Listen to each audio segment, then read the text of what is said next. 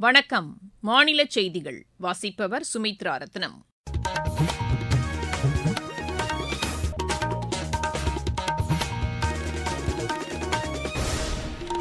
தலைப்புச் செய்திகள்: ஜனநாயக உணர்வு, நீர் பாதுகாப்பு உள்ளிட்ட அனைத்து துறைகளிலும் சோழர்கள் தொலைநோக்கு பார்வையுடன் செயல்பட்டதாக பிரதமர் திரு நரேந்திர மோடி தெரிவித்துள்ளார். ஆபரேஷன் சிந்தூர் நடவடிக்கை குறித்து மக்களவையில் இன்று விவாதம் நடைபெறும் என்று நாடாளுமன்ற விவகாரங்கள் துறை அமைச்சர் திரு கிரண் ரிஜிஜூ கூறியுள்ளார். இந்த ஆண்டு 12 ராக்கெட்டுகள் விண்ணில் செலுத்தப்பட உள்ளதாக இஸ்ரோ தலைவர் திரு நாராயணன் தெரிவித்துள்ளார். மேட்டூர் அணையிலிருந்து திறந்துவிடப்படும் உபரி நீரை சிறந்த முறையில் பயன்படுத்திக் கொள்ளுமாறு விவசாயிகளை மாநில நீர்வளத்துறை அமைச்சர் திரு துரைமுருகன் கேட்டுக் கொண்டுள்ளார். ஆசிய கோப்பை ஜூனியர் ஜூடோ போட்டியில் இந்தியா 4 தங்கம், 1 வெள்ளி, 3 வெண்கலப் பதக்கங்களை வென்றது. இனி விரிவான செய்திகள். ஜனநாயக உணர்வு, நீர் பாதுகாப்பு, வர்த்தகம், சுற்றுச்சூழல் பாதுகாப்பு உள்ளிட்ட அனைத்து துறைகளிலும் சோழர்கள் தொலைநோக்கு பார்வையுடன் செயல்பட்டதாக பிரதமர் திரு நரேந்திர மோடி தெரிவித்துள்ளார். கங்கை கொண்ட சோழபுரம் பயணம் குறித்து பிரதமர் வெளியிட்டுள்ள சமூக வலைதள பதிவில், சோழர்களின் சிறப்புகளை வருங்கால தலைமுறையினர் அவசியம் அறிந்து கொள்ள வேண்டும் என்று குறிப்பிட்டுள்ளார். சோழர் கால கட்டிடக்கலை தனித்துவம் வாய்ந்தது என்றும், சோழ பேரரசர்களின் தொலைநோக்கு பார்வை பாராட்டத்தக்கது என்றும் அவர் கூறியுள்ளார். நாட்டை வலிமைப்படுத்தவும், ஒற்றுமை உணர்வை மேம்படுத்தவும் சோழ பேரரசர்கள் நம்மை ஊக்குவிப்பதாகவும் பிரதமர் தெரிவித்துள்ளார். இந்தியாவிலிருந்து திருடப்பட்ட கலைப்பொருட்கள் மற்றும் தொல்லியல் சிறப்பு வாய்ந்த பொருட்களை மீண்டும் நாட்டிற்கு கொண்டு வருவதற்கு தேசிய ஜனநாயக கூட்டணி பல்வேறு முயற்சிகளை மேற்கொண்டுள்ளதாகவும் பிரதமர் கூறியுள்ளார். கங்கை கொண்ட சோழபுரத்தில் ஏற்பாடு செய்யப்பட்டிருந்த சைவ சித்தாந்தமும் சோழர்களின் கோயில் கலைகளும் என்ற தலைப்பிலான கண்காட்சி தமிழர்களின் வரலாறு, கலாச்சாரம், ஆன்மீக சிறப்புகளின் மகத்துவத்தை வெளிப்படுத்தியதாகவும் திரு நரேந்திர மோடி குறிப்பிட்டுள்ளார். ஆபரேஷன் சிந்தூர் நடவடிக்கை குறித்து மக்களவையில் இன்று விவாதம் நடைபெறும் என்று நாடாளுமன்ற விவகாரங்கள் துறை அமைச்சர் திரு கிரண் ரிஜிஜூ கூறியுள்ளார். எமது செய்தியாளரிடம் பேசிய அவர், மக்களவைத் தலைவர் திரு ஓம் பிர்லா தலைமையில் நடைபெற்ற அலுவல் ஆய்வுக்குழு கூட்டத்தில் மேற்கொள்ளப்பட்ட முடிவின்படி இந்த விவாதத்திற்காக 16 மணி நேரம் ஒதுக்கப்பட்டுள்ளதாக தெரிவித்தார்.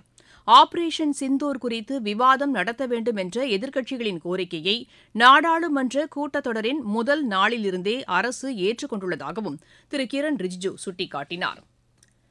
நடப்பாண்டில் 12 ராக்கெட்டுகள் விண்ணில் செலுத்தப்பட உள்ளதாக இஸ்ரோ தலைவர் திரு நாராயணன் தெரிவித்துள்ளார். ராமேஸ்வரத்தில் செய்தியாளர்களிடம் பேசிய அவர், புவி கண்காணிப்புக்கான நிசார் செயற்கைக்கோள் வரும் 30ஆம் தேதி GSLV F-16 ராக்கெட் மூலம் ஸ்ரீஹரிகோட்டாவிலிருந்து விண்ணில் செலுத்தப்பட உள்ளதாக கூறினார். இந்திய விண்வெளி வீரர்களை விண்வெளிக்கு அனுப்பி பூமிக்கு அழைத்து வருவதற்கான ஆராய்ச்சிகளை இஸ்ரோ முடித்துள்ளதாகவும் அவர் குறிப்பிட்டார்.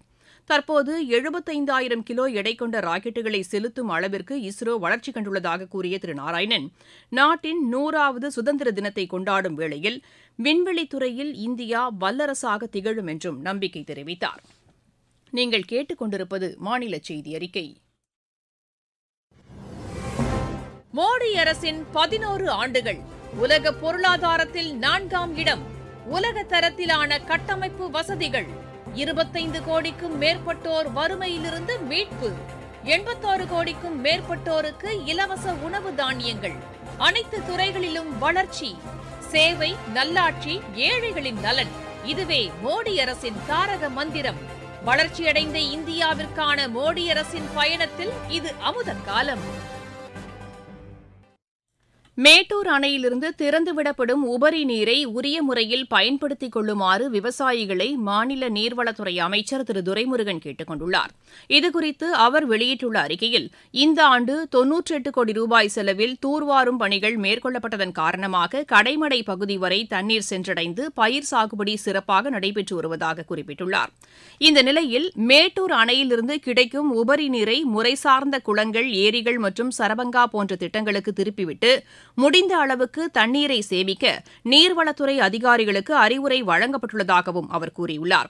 அதிக அளவு தண்ணீர் வெளியேற்றப்படுவதன் காரணமாக வெள்ள தடுப்பு பணிகளை மேற்கொள்ள நீர்வளத்துறை அதிகாரிகளை அரசு அறிவுறுத்தியுள்ளதாகவும், பொதுமக்கள் வெள்ள அபாய எச்சரிக்கையை கருத்தில் கொண்டு விழிப்புடன் இருக்குமாறும் திரு துரைமுருகன் கேட்டுக் கொண்டுள்ளார். இதனிடையே தருமபுரி மாவட்டம் ஒகேனக்கல் காவிரி ஆற்றில் நீர்வரத்து 1,05,000 கனஅடியாக அதிகரித்துள்ளதாக எமது செய்தியாளர் தெரிவிக்கிறார்.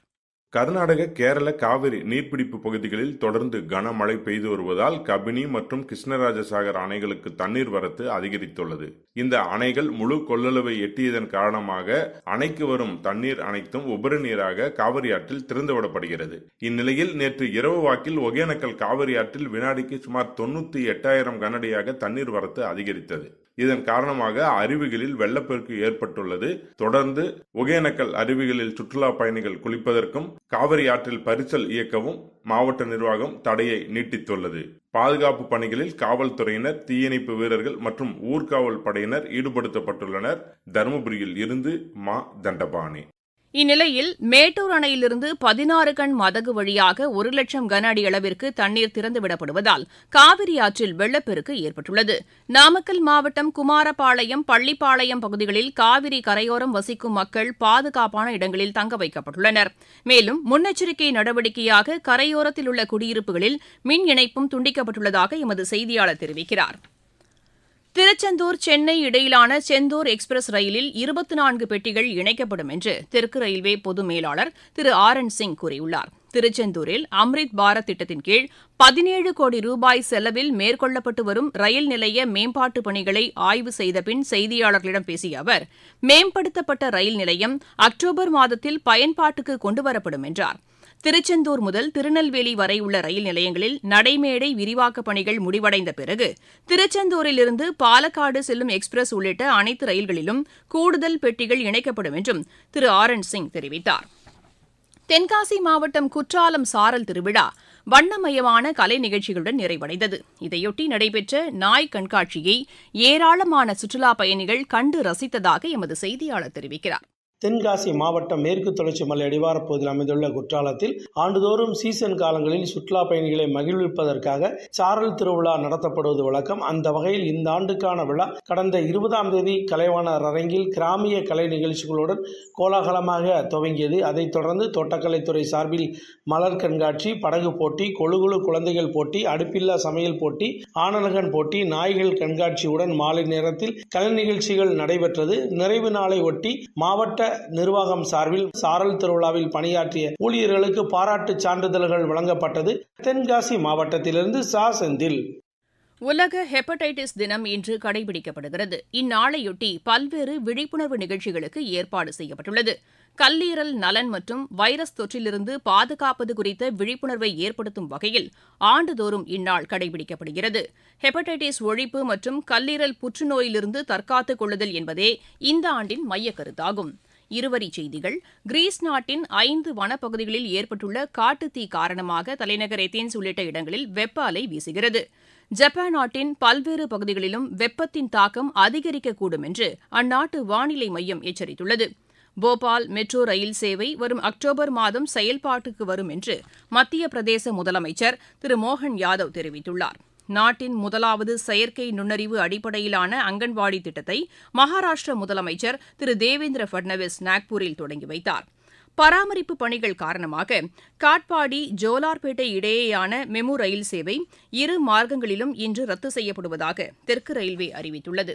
தருமபுரி மாவட்டம் இண்டூர் அரசு ஆரம்ப சுகாதார நிலையத்தில் ஆட்சியர் திரு சதீஷ் ஆய்வு செய்து அங்கு வழங்கப்படும் சிகிச்சைகள் குறித்து நோயாளிகளிடம் கேட்டறிந்தார். மயிலாடுதுறை மாவட்டம் சீர்காழி சட்டநாதர் கோயில் ஆடிப்பூர தேரோட்டம் வெகு சிறப்பாக நடைபெற்றது. விளையாட்டுச் செய்திகள். ஆசிய கோப்பை ஜூனியர் ஜூடோ போட்டியில் இந்தியா 4 தங்கம், 1 வெள்ளி, 3 வெண்கலப் பதக்கங்களை வென்றது. சீனாவின் மக்காவில் நடைபெற்ற இப்போட்டியில் டர்ஜாடா, அல்பேஷ், ஆதித்யா, கன்வர்பிரீத் ஆகியோர் தங்கப்பதக்கம் வென்றனர். யஷ் வெள்ளிப் பதக்கத்தையும், ஹிதேஷ், ஆராத்யா, நவ்ரூப் வெண்கலப் பதக்கத்தையும் வென்றனர்.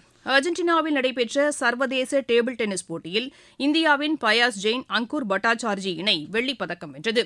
ஜார்ஜியாவில் நடைபெற்று வரும் உலகக்கோப்பை மகளிர் செஸ் போட்டியின் இறுதிச் சுற்றில் இந்தியாவின் கொனேரு ஹம்பி, திவ்யா தேஷ்முக் இடையிலான 2வது ஆட்டமும் டிரா ஆனது. டைபிரேக்கர் சுற்று இன்று நடைபெறவுள்ளது. மீண்டும் தலைப்புச் செய்திகள். ஜனநாயக உணர்வு, நீர் பாதுகாப்பு உள்ளிட்ட அனைத்து துறைகளிலும் சோழர்கள் தொலைநோக்கு பார்வையுடன் செயல்பட்டதாக பிரதமர் திரு நரேந்திர மோடி தெரிவித்துள்ளார்.